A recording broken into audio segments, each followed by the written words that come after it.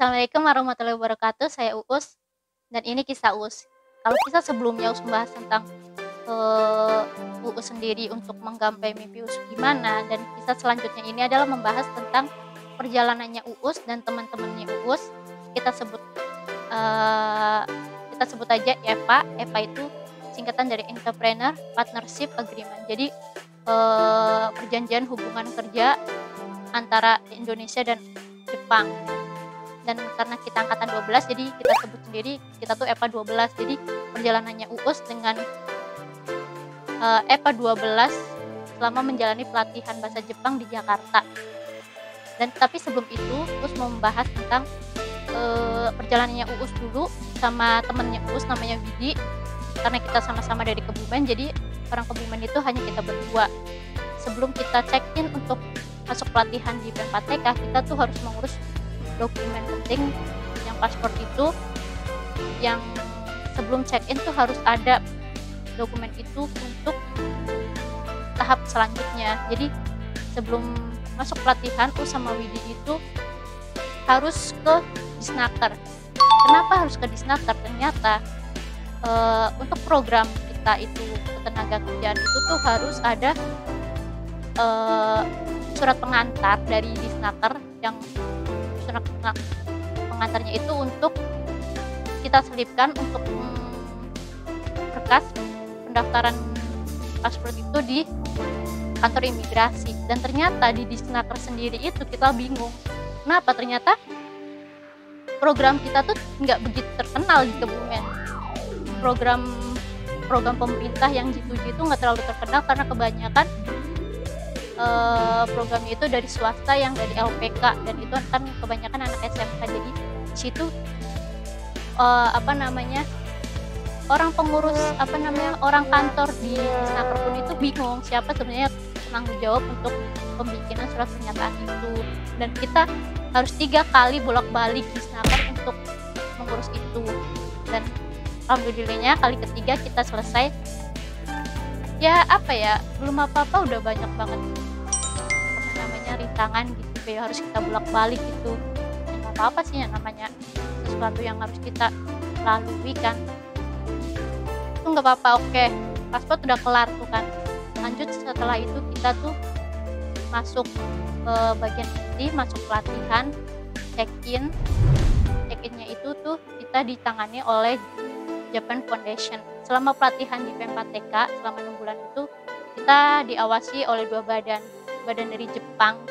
Japan Foundation itu mengurus untuk proses pembelajaran kita selama 6 bulan, proses pembayaran tunjangan kita, dan proses untuk pemotongan tunjangan kita. Dan BNP sendiri itu menangani kita untuk hal proses selama kita berhidup di P4TK, karena kita asrama di situ. Jadi kayak untuk pendisiplinan dan untuk melindungi kita dari hal-hal yang tidak diinginkan gitu. Dan selama di P4TK fasilitas yang kita dapatkan itu ada kamar ber-AC, ada yang 1 kamar itu 2 orang, ada yang 4 orang, tergantung sih. Karena gak cuma 1 asrama, jadi di P4TK itu ada beberapa asrama cowok dan cewek, dan itu terpisah, gak terlalu jauh sih, 1 kawasan. Setelah itu ada kantin yang menyediakan kita 3 kali makan, dan itu prasmanan, walaupun kadang-kadang ada menu yang tidak harus prasmanan, karena harus diambilkan gitu. Dan selanjutnya untuk pembelajaran sendiri itu untuk sebuah alhamdulillah gitu. Karena apa? Karena selama pembelajaran sendiri kita ditangani langsung dari Japan Foundation, langsung ditangani dari pihak Jepangnya. Jadi mendatangkan sensei dari Jepang, orang Jepang asli, dan beberapa sensei dari Indonesia. Dan itu nggak cuma itu, jadi buku pembelajarannya pun buku asli yang bukan fotokopian. Jadi buku asli, kita pembelajarannya tuh 2 buku, Minani Hongo 1 dan Minani Hongo 2. Dan untuk tunjangannya, jadi selama latihan di P4TK itu selama 6 bulan, kita mendapatkan tunjangan per bulan itu kurang lebih 4,5 juta gitu. Mungkin karena untuk memenuhi kebutuhan sehari-hari atau untuk pemacu semangat kita belajar kali. Hari selanjutnya kita pembukanya itu kan resmi kan, jadi kita harus pakai baju hitam putih ya. Siangnya itu ada tes kemampuan bahasa dimana untuk mengetes huruf hiragana katakana, tes hiragana katakana, dan proses tes pola kalimat atau kemampuan bahasa Jepang itu sendiri. 298 itu dari Kaigo atau care worker, programnya UUS, dan 38 orang itu dari Kangoshi atau nurse gitu, atau perawat gitu. Apa bedanya? Nanti UUS jelaskan di video UUS pas kita bahas tentang pekerjaan. Jadi selama proses penyeleksian untuk pembagian kelas itu kan kita harus mengikuti tes hiragana katakana dan tes kemampuan bahasa. Dan UUS sendiri kan karena UUS belum pernah belajar bahasa Jepang, dan huruf hiragana katakana itu hanya sekedar tahu tapi nggak benar-benar dilatih selama UUS di rumah sebelum pelatihan itu, ya UUS kerjain apa adanya gitu. Hiragana katakana yang ingat UUS tulis, yang enggak. Dan parahnya lagi untuk tes kemampuan bahasa itu kan selevel dengan N5 atau N4, dan itu tuh sama sekali UUS nggak bisa, karena UUS sama sekali belum pernah belajar bahasa Jepang sama sekali. Itu lihat bahasa Jepang aja karena nonton film anime gitu kan. Dan itu bener, dari 100 soal cuma 3 yang UUS kerjain, dan setelahnya itu dari pihak pengawasnya itu bilang kayak gini, kalau sumbernya kalian nggak bisa, nggak apa-apa, nggak usah dilanjutin gitu, nggak apa-apa, udah sampai situ aja gitu. Dan di situ ya udah, karena UUS sama sekali nggak bisa ngerjain, karena tesnya itu bener-bener pakai hiragana semua, dan UUS sendiri bisa baca juga nggak tahu kan. Jadi cuma 3 soal itu pun UUS cuma ngarang dulu. Dan sorenya itu sudah pembagian kelas. Jadi di sama pelatihan itu ada 16 kelas yang terpisah sesuai dengan kemampuannya. Nggak kemampuannya sih, kalau kelas 1 sampai kelas 4 oke, karena mereka itu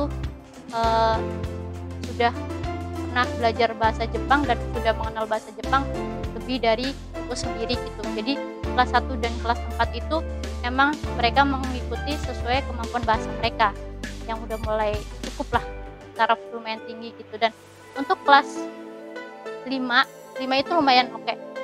Dari kelas 5 sampai 16 itu benar-benar kita diacak siapa tuh sebenarnya yang bisa bahasa Jepang, bukan nulis bahasa Jepang, tapi tes kemampuan bahasanya minus karena nggak sama sekali dikerjain atau gimana. Jadi selama kelas 5 dan sampai kelas 16 itu benar-benar acak, karena kita sama-sama teman-teman yang sama sekali nggak pernah belajar bahasa Jepang gitu. Setelah pembagian kelas, ternyata UUS itu ditempatkan di kelas 16, kelas deretan terakhir dari 1 sampai 16, dan UUS dikelaskan berada di kelas 16. Tadinya awalnya sih ngerasa kelas 16 apa UUS benar-benar nggak bisa sampai UUS masuk kelas 16 gitu. Tapi ternyata nggak seperti itu. Ternyata dari kelas 5 sampai kelas 16 itu pun semua orang tuh sama, cuma di kelompok belajar sendiri gitu istilahnya kayak. Terus kelas 16 itu tuh yang tadinya UUS berpikir negatif tentang 16, tapi terus mindsetkan kembali, refresh kembali kalau sebenarnya kita tuh di sini sama-sama belajar gitu. Jangan melihat udah tingginya kemampuan berpikir orang gitu, karena sama-sama kita di sini berjuang gitu. Setelah itu terus senang aja sih kelas 16, benar-benar senang karena orang, karakter ada yang kalau sebenarnya di rumah sakit itu sebenarnya kita udah jadi junior dan ada seniornya berapa tahun gitu, tapi di situ karena kita sama-sama belajar jadi penilaian kita tuh sama gitu. Cuma bentuknya pemanggilan mbak atau mas aja gitu.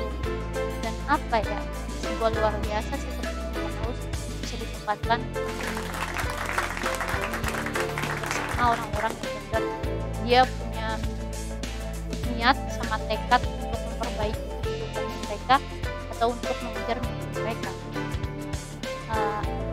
Jadi di kelas 16 itu tuh gila, selama di P4 itu TK itu kayak bener-bener sekolah gitu. Karena apa? Nggak tahu ya, karena di kelas dari SD sampai kuliah pun belajarnya tuh nggak sampai segininya gitu loh. Tapi di sini tuh bener-bener kayak by step, dan itu tuh harus dilalui per step-step dan nggak boleh melancangi itu gitu. Jadi bener-bener gila, ini pembelajaran yang sangat-sangat apa ya, harus terstruktur gitu sama-sama gitu. Anak EPA itu kebanyakan belum bisa berbahasa Jepang, jadi selama 2 minggu itu kita intensif ngejar untuk menghafalkan hiragana katakana. Hiragana katakana setiap hari kita nulis di jam belajar kita, di kelas kita bersama sensei Jepang dan sensei Indonesia. Setelah itu kita dikasih PR dan itu harus nulis lagi berpuluh-puluh huruf gitu untuk melatih melatih tangan kita dan ingatan kita gitu selama 2 minggu kemudian. Karena 2 minggu kemudian ada tes hiragana sama katakana gitu kan. Dan apa ya, itu baru awal sebenarnya hiragana katakana itu, karena kalau kita nggak belajar huruf Jepang itu sendiri, gimana kita akan masuk ke proses pembelajaran bahasa Jepang gitu. Setelah itu ternyata di kelasnya Uus ada berapa 16 orang dari berbagai daerah. Di minggu kedua ternyata ada yang teman Uus yang nyerah maksudnya dalam artian dia merasa dia nggak mampu untuk mengikuti pembelajaran bahasa Jepang yang menurut saya emang lumayan terforsir sih, karena memang harus bekerja keras untuk bisa membiasakan dan melatih otak kita untuk bisa mengingat gitu. Dari situ terus dia nggak kuat sampai sakit gitu kan, terus dia mohon untuk mengundurkan diri. Itu pun dari pihak BNP sama Japan Foundation itu nggak langsung menyakan. Jadi ada konsultasi bahwasannya kamu tuh udah di sini, ada banyak ribuan orang yang harus setiap tahun harus nyoba lagi untuk berada di posisi kamu, atau ada orang yang nggak lulus untuk karena saking inginnya masuk program ini sampai dia nangis guling-guling juga ada gitu. Terus kenapa kamu yang udah masuk, kenapa harus menyerah padahal baru di start awal gitu kan. Tapi dari temennya sendiri itu merasa kalau dirinya tuh udah gak mampu, karena takutnya kalau dilanjutin mungkin kesehatannya dia belum buruk gitu kan. Jadi akhirnya terpaksa pihak Japan Foundation dan BNP itu mengiyakan pengunduran diri. Iya, mikir kayak Foundation apa BNP, kenapa orang yang udah berada di sini kenapa harus nyerah sama hal yang belum kita mulai padahal. Tapi semakin kesini harus mikir prioritas orang itu beda-beda, pilihan orang itu beda-beda. Ya mungkin menurut orang mereka orang yang menyerah di awal itu pecundang gitu, orang yang kalah gitu. Tapi orang yang kalah pun karena dia berani untuk menyuarakan diri karena dia tuh nggak bisa, itu sesuatu yang luar biasa menurut. Karena apa ya, baru ngerasain sih di sini emang benar-benar berat. Di Jepang tuh benar-benar berat kalau kita emang nggak punya tekad sama niat yang benar-benar gitu. Pembelajaran bahasa Jepang itu sumpah menurutku benar-benar bikin otak kaget.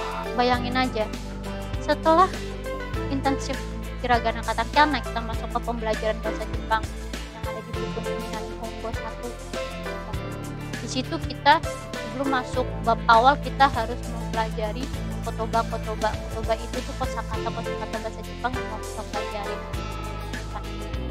Kita hari sebelumnya kita harus belajar itu, dan pas hari dimana kita mau belajar bab baru itu kita ada tes kuis kotoba itu, kuis kosakata itu. Dan itu tuh apa ya, dilakukan 2 hari sekali, karena setiap 2 hari sekali itu babnya ganti gitu.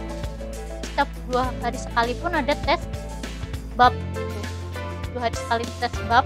Jadi bab yang kita pelajarin kita diteskan di situ. Nah, itu sih iya biasa yang namanya sekolah kayak gitu kan ya, ada tes-tes kuis-kuis gitu. Terus ditambah lagi pas kita masuk pembelajaran kanji. Kanji karena Jepang itu kan terkenal dengan kanji kan, tulisan kupit atau kode apalah itulah intinya. Dan apa ya, lihatnya itu bikin frustasi. Kenapa ya? Dari apa yang dikasih tahu sensei, kalau Jepang, kalau kanji itu tuh karakter yang kamu nggak usah tahu bacanya, tapi kamu tahu itu kanjinya apa, kamu ngerti maksudnya apa gitu. Tapi di sini nih apa ya, kanji itu ternyata kan ada 2 cara baca. Onyomi itu yang dari aslinya dari Cina, jadi ternyata kanji itu kan mengadopsi dari huruf kanji yang di Cina. Di Jepang itu mengadopsi huruf kanji Cina, dan kunyomi itu yang asli dari cara baca bahasa Jepang gitu. Belum lagi untuk satu kanji itu dengan cara baca bahasa Jepang bisa berbeda dengan kanji yang dihubungkan dengan kanji, dan cara bacanya tuh beda gitu. Itu yang bikin Us bingung. Us mikir pertama kanji itu kayak apa ya, kayak kanji itu pling-plang gitu, kayak munafik gitu. Mulai sibuk dengan kanji yang tiap hari kita harus nulis pembelajaran kanji di kelas, dan sampai ada PR di asrama, dan itu bikin tangan kita sampai kapalan karena sering melatih buat nulis kanji itu. Jadi itu selama pelatihan di PMPTK, makanan kita sehari-hari itu adalah kotoba, kosakata, pola kalimat yang kita pelajarin tiap bab itu, dan kanji ini sendiri. Jadi 3 ini tuh ada di otak kita, dan itu tuh silih berganti. Ujian-ujian dari 3-nya itu bener-bener bikin otak kita kayak direbus tiap hari. Bayangin aja ya, 1 hari sebelum pembelajaran kita kotoba, oke, kosakata, kosakata. Terus 2 hari setelah itu kita tes pola kalimat yang kita pelajarin selama bab tersebut gitu. Terus setiap 3 hari sekali ada kuis kanji dari tiap bab. Tiap bab itu ada 10 kanji yang harus kita pelajari, sampai banyak banget pressure yang bikin orang tuh, karena kemampuan pikir orang tuh kan gak sama kan. Jadi ada yang menurut mereka merasa enggak bisa mengikuti pembelajaran itu, sampai bikin mereka nggak sampai keluar sih, tapi bikin mereka kayak berubah kepribadian, bukan kepribadian kayak sama temen, jadi nggak bisa bebas karena mereka merasa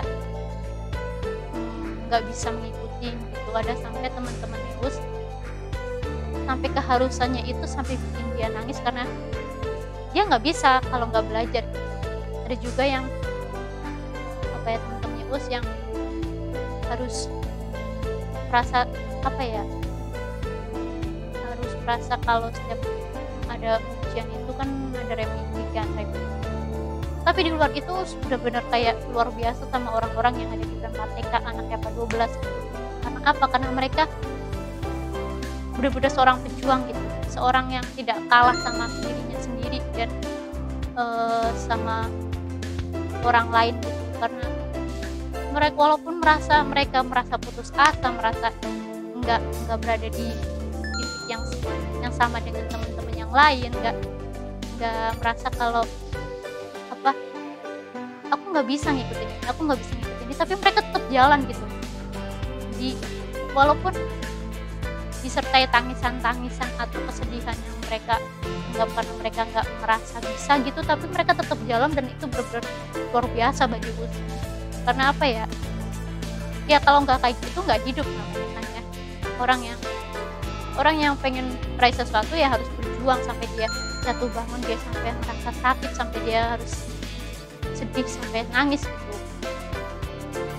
ya, ya us bersyukur aja bertemu sama-sama anak-anak hebat 12 karena punya mimpi yang kuat, tekad yang kuat, menjadi pejuang mimpi mereka sendiri dan berjuang untuk keluarga-keluarga mereka, karena keluarga-keluarga mereka yang membuatkan mereka untuk tetap belajar dan berproses selama di PMK sendiri. Sampai bikin kayak kata-kata gitu us kirim ke grup teman-temannya us, dan itu tuh bukan, mungkin kalau untuk banyak orang itu kayak cuma kata-kata yang gak ada arti gitu kalau orang nggak kenal us gitu, tapi us sendiri tuh kayak us ngerasa ini kata-kata tuh mungkin bisa jadi penguat teman-teman yang maksud dari kata-katanya us gitu. Dan itu tuh kayak kata-kata yang us sendiri itu untuk menguatkan diri us sendiri gitu, untuk tetap bisa di situ gitu, apa ya, kayak untuk menguatkan bersama untuk saling berjalan iringan untuk mengejar yang kita inginkan gitu kan. Ikatan yang ada di tempat TK tuh saling mengeratkan karena kita punya tujuan yang sama untuk ke Jepang, punya mimpi yang sama untuk membahagiakan orang tua atau orang sayang kita. Dan kayak karena kita punya misi yang sama, visi yang sama, jadi kayak itu kayak penguatan bagi diri kita sendiri dan teman-teman sendiri. Terus apa ya, ya mungkin orang merasa enak, latihan udah dibayarin, ada gaji, gak apa-apa gratis gitu. Tapi kembali lagi, kalau kita nggak mampu, kita nggak bisa, terus kita nyerah sama diri kita sendiri, sama mimpi kita, ya kita bisa aja meninggalkan hal itu. Jadi orang yang ada di situ tuh orang yang benar-benar dia tuh benar-benar menggenggam erat mimpi mereka. Jadi dari kelas 5 sampai kelas 16 itu kita kembali lagi di rolling, dan itu sesuai kemampuan pembelajaran mereka. Karena mungkin apa ya, di kelas sebelumnya yang acak itu ada yang teman-teman yang menonjol karena mereka udah cepet belajar berbahasa gitu, menyerap pelajaran. Ada yang masih proses, dan itu kayak jadi ketimpangan pikir orang-orang yang merasa kalau diri mereka itu nggak bisa mengikuti itu. Jadi di kelompok kedua di kelas 7 itu disesuaikan kemampuan belajar mereka gitu. Karena ada teman gue yang pas awal sampai kelas 11 dia jadi pendiam gitu, karena merasa dia tuh nggak bisa mengikuti pembelajaran. Tapi di kelas selanjutnya, walaupun kata teman-teman kelas yang kelas bawah gitu, tapi dia ceria gitu, dia mengikutin karena merasa kemampuannya tuh sama gitu. Pro kontrak lagian us juga udah pernah pas SMA itu berada di kelas yang terbawah kan, us nggak bisa mengikuti pelajaran gitu. Tapi ya itu sendiri, kalau kita merasa kita kalau kita merasa emang kita berkemampuan di situ, tapi kita tidak menyerah, kita berproses, itu tidak akan menjadikan kita minder gitu, bahkan menjadikan kita tuh harus lebih berusaha karena kita sama-sama belajar di situ.